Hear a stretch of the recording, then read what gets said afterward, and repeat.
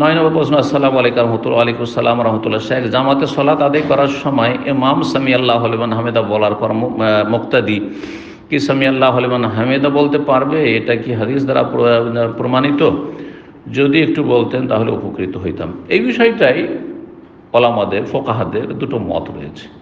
শাফি মযহাব হচ্ছে যে ইমামও সামি আল্লাহু লিমান হামিদা বলবে আর মুক্তাদিরাও সামি আল্লাহু লিমান হামিদা বলবে। আমাদের দেশে আহলে হাদিস কিতাবগুলিতে এই মতটাকে লিখেছে, কারণ আমাদের দেশের শাফি মযহাবটা আর প্রচলনটা আহলে হাদিসের মাঝে বেশি আছে। তো ডক্টর আসাদুল কালাম হাফিজাহুল্লাহ তাআলার যে সলাতুর রাসূল তাতে এটাই লিখেছেন। কিন্তু আরব দেশের যতগুলি কিতাব রয়েছে, শেখ আলবানির হোক, শেখ ইবনে বাজের হোক, অথবা বড় বড় শেখদের সমস্ত কিতাবে রয়েছে যে ইমাম বলবে সামি আল্লাহু লিমান হামিদা আর রব্বানা ওয়ালাকাল হামদ দুটোই বলবে, কিন্তু মুক্তাদি কি বলবে? রব্বানা ওয়ালাকাল হামদ বা রব্বানা ওয়ালাকাল হামদু হামদান কাসীরান তাইয়িবান মুবারাকান ফি। আরও একটি বড় দোয়া আছে, এটা বলবে।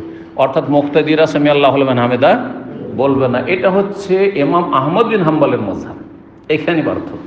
আরব দেশের ওলামাদের কাছে ইমাম আহমদ বিন হাম্বলের মযহাবটা বেশি শক্তিশালী, আর শাফি মযহাবের অনুসারীদের কাছে এই ইমাম শাফির মত, যেহেতু তারা মুকাল্লিদ।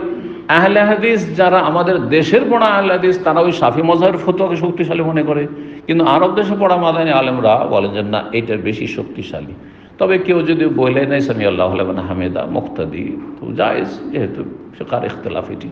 কিন্তু উত্তম হচ্ছে যে ইমাম সামি আল্লাহু লিমান হামিদা বলবে আর রব্বানা ওয়া লাকাল হামদ দুটোই বলবে, কিন্তু মুক্তাদি শুধু রব্বানা ওয়া লাকাল হামদ বলবে। দলিল নবী সাল্লাল্লাহু আলাইহি ওয়াসাল্লাম স্পষ্ট হাদিস, ওয়া ইযা ক্বালা আল ইমামু সামি আল্লাহু লিমান ফাকুলু রব্বানা ওয়া লাকাল হামদ। যখন ইমাম বলবে সামি আল্লাহু লিমান হামিদা, তখন তোমরা বলো রব্বানা ওয়া লাকাল হামদ। একথা বলেন যে তোমরা সামি আল্লাহু লিমান হামিদা বলো তারপর রব্বানা ওয়া লাকাল হামদ বলো, এই কথা কিন্তু হাদিসে আসেনি, প্রসিদ্ধ হাদিস।